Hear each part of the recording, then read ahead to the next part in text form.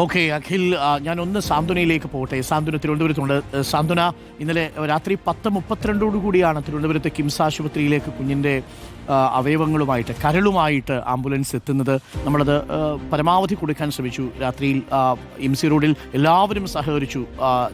എറണാകുളം മുതൽ തിരുവനന്തപുരം വരെ ഈ ആംബുലൻസ് വന്ന വഴികളിലെല്ലാം ഒരു ഗതാഗത കുരുക്കും ആരും ഉണ്ടാക്കിയില്ല.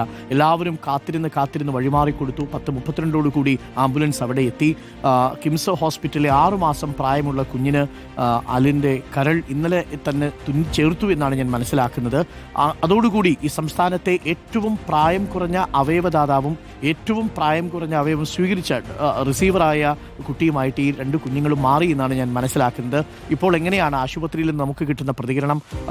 കുഞ്ഞ് സുഖമായി തന്നെ ഇരിക്കുന്നു സാന്ത്വന?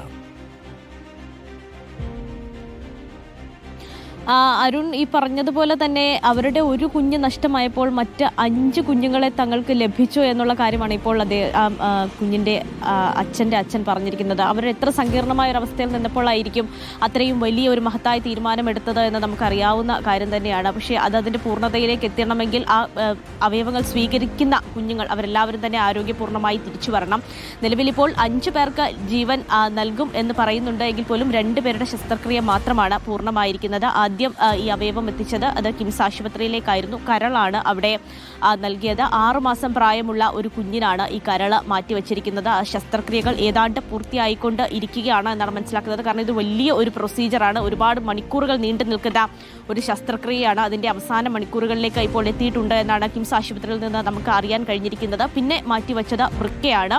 അത് തിരുവനന്തപുരം SIT ആശുപത്രിയിൽ ചികിത്സയിലിരുന്ന ഒരു 10 വയസ്സുകാരനാണ് വൃക്കകൾ മാറ്റിവെച്ചിരിക്കുന്നത്. ആ കുട്ടിയെ തിരുവനന്തപുരം മെഡിക്കൽ കോളേജ് ആശുപത്രിയിൽ വെച്ചിട്ടാണ് ശസ്ത്രക്രിയ നടന്നത്.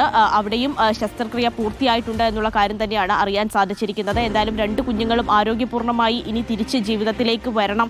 അതുതന്നെയാണ് നമ്മൾ എല്ലാവരും പ്രതീക്ഷയോടെ കാത്തിരുന്നത്.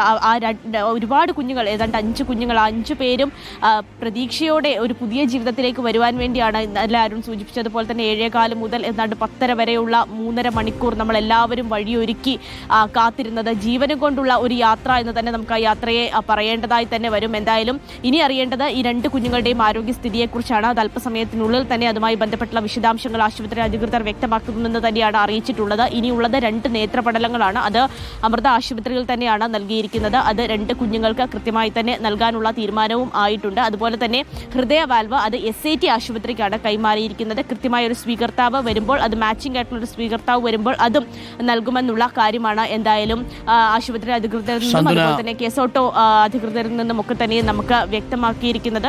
ഒരു കുഞ്ഞിന്റെ മരണം സാന്ത്വനയുടെ പേര് പോലെ സാന്ത്വനമാകുന്നത് എങ്ങനെയാണ് എന്നതാണ് നമ്മളിപ്പോൾ കണ്ടുകൊണ്ടിരിക്കുന്നത്. കേരളക്കരയാകെ ഒരുമിച്ച് ആ കുടുംബത്തിന് സ്നേഹവും നന്ദിയും ഒക്കെ പറയുന്നുണ്ട്. കുഞ്ഞ് ആലിൻ ഷെറിന്റെ മരണം നമുക്ക് വലിയ വേദന ഉണ്ടാക്കുന്ന ഒരു വാർത്ത തന്നെയാണ്. കൊച്ചു കുഞ്ഞല്ലേ, 10 മാസമാകുന്നതല്ലേ ഉള്ളൂ. അതിനിടയിൽ 5 പേർക്ക് ജീവനായി മാറുന്നു എന്നുള്ളത് വലിയൊരു കാര്യം തന്നെയാണ്. സാന്ത്വന പറഞ്ഞതുപോലെ ആലിൻ്റെ കരള് തിരുവനന്തപുരത്ത് കിംസ് ആശുപത്രിയിലുള്ള 6 മാസം പ്രായമുള്ള കുഞ്ഞിനാണ് നൽകിയത്. കുഞ്ഞ് മിടുക്കിയായിട്ടിരിക്കുന്നുണ്ട് എന്നാണ് കരുതുന്നത്. 2 വൃക്കകളും SIT ആശുപത്രിയിലെ 10 വയസ്സുള്ള കുട്ടിക്കാണ്. പ്രേക്ഷകർക്ക് ഒരു സംശയം ഉണ്ടാവും, ഈ 2 വൃക്കകളും ഒരു കുട്ടിക്ക് കൊടുക്കുന്നത്. സാധാരണ ഒരു വൃക്കയാണ് കൊടുക്കുന്നത്. പക്ഷേ കുഞ്ഞുങ്ങളുടെ വൃക്കയ്ക്ക് വലിപ്പം കുറവായതിനാലാണ് ഈ 2 വൃക്കകളും ഒരാൾക്ക് തന്നെ നൽകുന്നത്. അപ്പോൾ കരൾ കിംസ് ആശുപത്രിയിൽ ഒരു കുട്ടിക്ക് കൊടുത്തു. 2 വൃക്കകളും SIT ആശുപത്രിയിലെ ഒരു കുട്ടിക്ക് കൈമാറിയിരിക്കുന്നു. അത് 10 വയസ്സുള്ള കുട്ടിയാണ്. നേത്രപടലങ്ങൾ അമൃത ആശുപത്രിയിലെ നേത്ര ബാങ്കിൽ സൂക്ഷിച്ചിട്ടുണ്ട്. ഹൃദയവാൽവ് തിരുവനന്തപുരം ശ്രീചിത്ര ആശുപത്രിയിലുണ്ട്. സ്വീകർത്താവിനെ തീരുമാനിച്ചിട്ടില്ല. കുഞ്ഞാലിൻ്റെ ഹൃദയം ഒരു കുഞ്ഞിലിടിക്കും. കുഞ്ഞാലിൻ്റെ കരൾ മറ്റൊരു കുഞ്ഞിൽ തുടിക്കും. കുഞ്ഞാലിൻ്റെ വൃക്കകൾ മറ്റൊരു കുഞ്ഞിന് ശുദ്ധീകരിച്ചുകൊണ്ടേയിരിക്കും. ആലിൻ്റെ നേത്രപടലങ്ങൾ മറ്റൊരു കുട്ടിക്ക് കാഴ്ചയായിട്ട് മാറും. അല്ലേ? ഒരു ജീവിതം കൊണ്ട് ഇത്രയും അധികം 9 മാസത്തിനുള്ളിൽ ഒരു കുഞ്ഞിന് സാധിക്കാമെങ്കിൽ പ്രിയപ്പെട്ട പ്രേക്ഷകരെ, നമ്മൾ മരിച്ചാലൊക്കെ നമ്മുടെ അവയവങ്ങൾ ആർക്കും ദാനം ചെയ്യണം.